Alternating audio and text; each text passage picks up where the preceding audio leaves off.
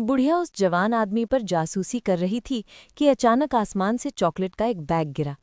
Police को बुलाने की बजाय वो सीधे ड्रग डीलरों के ठिकाने पर गया और सामान लौटा दिया, लेकिन सिर्फ इस शर्त पर कि वो भी उनके साथ ड्रग्स बेचने में शामिल हो जाए।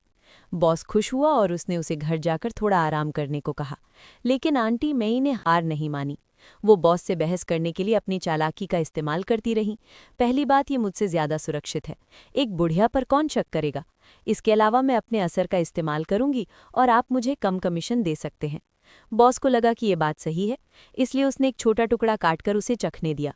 और इस तरह आंटी मई के बाद के सालों में अमीरी का रास्ता चॉकलेट के उस छोटे टुकड़े से शुरू हुआ। घर वापस आकर उन्होंने चॉकलेट को कैंडी की तरह 5 ग्राम के हिस्सों में पैक किया। फिर उन्हें एक प्रॉब्लम याद आई और उन्होंने कीमत पूछी। इसकी कीमत कितनी है? कोई बात नहीं, वो सीधे पुलिस स्टेशन गए और वहां उनका दामाद एक पुलिस वाला मिला। उसने उसे पूछा कि चॉकलेट का 1 पाउंड कितना है। दामाद आंटी मई को देखकर खुश हुआ, क्योंकि आंटी मई को हमेशा से ब्लैक लुक पसंद नहीं थे और उन्होंने अपनी बेटी की शादी के बाद से अपने दामाद से बात नहीं की थी।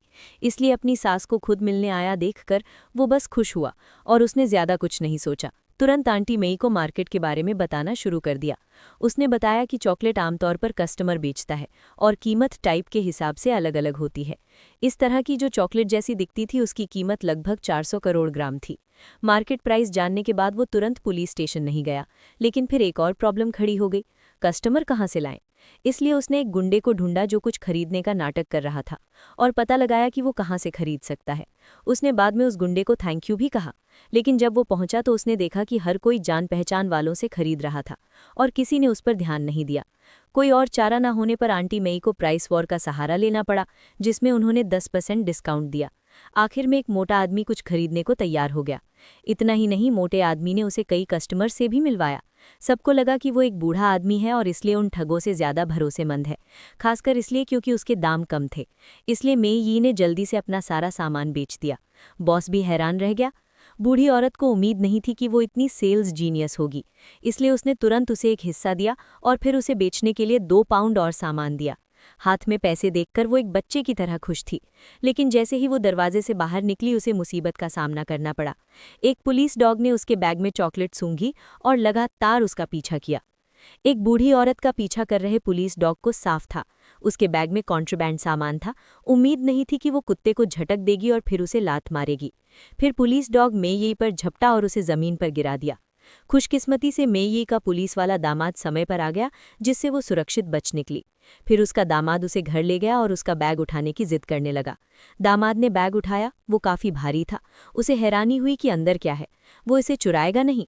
अचानक खुद को खत्म करने का तरीका अपनाने के बजाय उसने अपने दामाद के शक से खुद को बचा लिया। सुरक्षित घर पहुंचने के बाद उसने तुरंत दरवाजा बंद किया और अपने मेहमानों को बाहर निकाला। फिर वो काम पर लग गया। पहले आद पर चाकू गर्म किया, फिर चॉकलेट को 5 ग्राम के टुकड़ों में काटा और फिर कॉन्फिडेंस के साथ अपना बैग लेकर सुबह के बाजार चला गया। अपने पहले अनुभव से सीखकर वो इस बार बहुत ज्यादा काबिल था।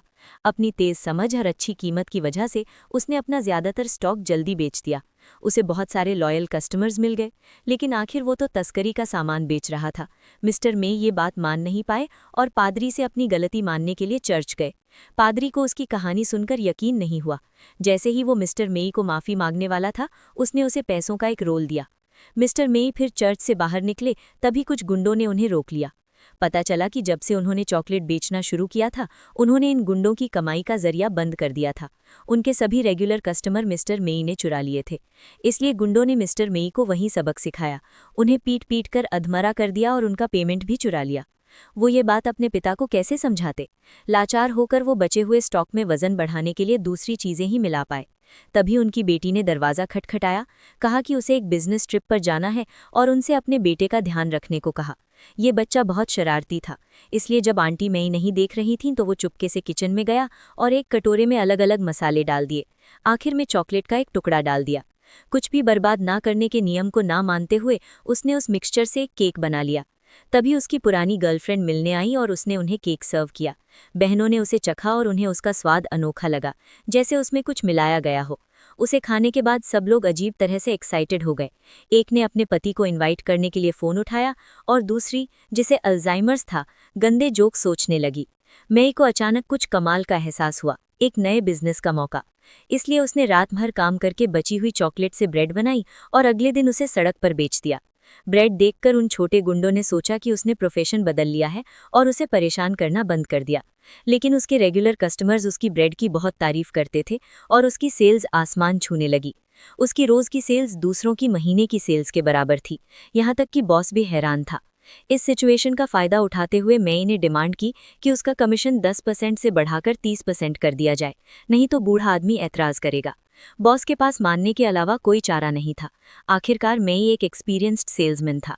इसके बाद मेई का बिजनेस बहुत तेजी से बढ़ा, यहाँ तक कि उसे बेचने के लिए बाहर जाने की जरूरत नहीं पड़ी, क्योंकि कस्टमर उसके पास आते थे और तब भी उन्हें उसकी ब्रेड खरीदने के लिए पहले से ऑर्डर करना पड़ता था। इस कैश काउ को खुश करने के लिए बॉस ने अपना सामान पहुंचाने के लिए बॉडीगार्ड भी रखे थे। धीरे धीरे कस्टमर की संख्या बढ़ने लगी और मैं ये सब अकेले नहीं संभाल सकता था, इसलिए उसने एक नेटवर्क बनाने का फैसला किया। उसने उन गुंडों को इकट्ठा किया जिन्होंने पहले उसे धमकाया था, उन्हें केक खिलाए और पैसे कमाने में उनकी मदद करने की पेशकश की। मेई केक बनाने के लिए जिम्मेदार होगा और वे कस्टमर ढूंढने के लिए जिम्मेदार होंगे, जिसके लिए उन्हें 15% कमीशन मिलेगा। तीनों गुंडों ने इस अच्छी डील के बारे में सुनकर तुरंत हाँ कर दी। फिर मेई ने केक बनाने में मदद के लिए अपने पुराने सबसे अच्छे दोस्तों को भी शामिल कर लिया। इस तरह केक का प्रोडक्शन कई गुना बढ़ गया। कुछ ही समय में मेई ने लोकल चॉकलेट मार्केट पर पूरी तरह से कब्जा कर लिया था और सभी ड्रग डीलर उसके गुर्गे बन गए थे। लेकिन जिस दिन पेड़ को हवा लगी, अचानक काले कपड़ों में एक आदमी ने दरवाजा खटखटाया और कहा कि उनका बॉस उनसे मिलना चाहता है। उसने दावा किया कि एक अधमड़ी औरत केक बेचकर रातों रात बहुत अमीर बन गई है और हर महीने 10 करोड़ युवान का नेट प्रॉफिट कमा रही है। ये कोई आम केक नहीं था, इसमें हाई क्वालिटी चॉकलेट थी। मेई की जबरदस्त बिक्री ने पर्दे के पीछे के असली मास्टरमाइंड का ध्यान तुरंत खींच लिया। उसने मेई की काबिलियत की तारीफ की और उसे गैंग लीडर के तौर पर बदलने का फैसला किया। फिर उसने गैंग लीडर को कार से बाहर निकाल दिया। बॉस ने कहा कि बिजनेस को बढ़ाने के लिए उन्हें नए क्लाइंट्स बनाने होंगे। कैसे? उन्हें स्कूलों में बनाना होगा। बच्चों को केक बहुत पसंद है, आपको इसकी आदत छोटी उम्र से ही डालनी होगी। वो पूरी तरह से हैरान रह गया। हालांकि उसे पैसे से प्यार था, लेकिन उसका अपना मकसद था। बच्चों को केक बेचना पागलपन है, इसलिए उसने बॉस का ऑफर मना कर दिया और बिजनेस छोड़ने का फैसला कर लिया। अगले दिन उसने एक लग्जरी कार खरीदी और अपने पोते और करीबी दोस्तों को बीच वेकेशन पर ले गई। वो हर दिन मजे करती थी, ना सिर्फ अपने सपनों के प्रेसिडेंशियल स्वीट में रहती थी, बल्कि कसीनो भी जाती थी। उसे लगा कि वो आखिरकार अपने रिटायरमेंट का मजा ले पाएगी, लेकिन जब वो घर लौटी तो उसने देखा कि उसका घर पूरी तरह से बिखरा हुआ है। फिर गैंग का लीडर आ गया। उसने आंटी मेई को बंदूक दिखाकर धमकाया, कहा कि उन्होंने उसके पोते को किडनैप कर लिया है और अगर वो बड़े बॉस के साथ कोऑपरेट नहीं करेगी तो वे उसे मार डालेंगे। तभी मेई का पुलिस वाला दामाद मिलने आया और ड्रग डीलर बालकनी में छिप कर गए।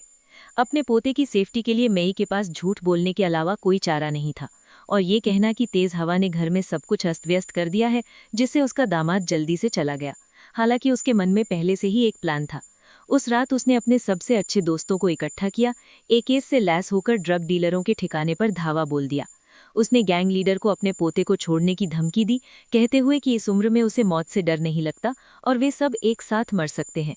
गैंग लीडर उसकी हिम्मत से डर गया और जल्दी से पोते को छोड़ दिया। लेकिन जैसे ही वे पीछे हटने वाले थे, उसकी एक बेस्ट फ्रेंड के हाथ कांपने लगे और एके का म्यूजिक चुपके से बजने लगा। ड्रग लॉर्ड्स को तब एहसास हुआ कि वे एक खिलौने की दीवार ले जा रहे हैं और उन्होंने तुरंत उन्हें बांध लिया और उन्हें मारने की तैयारी में लग गए। एक जरूरी मल में पुलिस खिड़की से अंदर आ गई। पता चला कि दावाद को कुछ गड़बड़ लग गई थी और उसने एक जाल बिछाया था, जिससे ड्रग डीलरों का एक ही झटके में सफाया हो गया। हालांकि मैं ये पुलिस वाले की सास थी, लेकिन कानून बिना किसी भेदभाव के था और उसे वही करना था जो जरूरी था। बाद में जब औरतें जेल से रिहा हुई तो उन्होंने एक असली बेकरी खोली और बिजनेस अभी भी बहुत खूब चल रहा था। बस केक में अब वो मज़ेदार चीज़ें नहीं थी।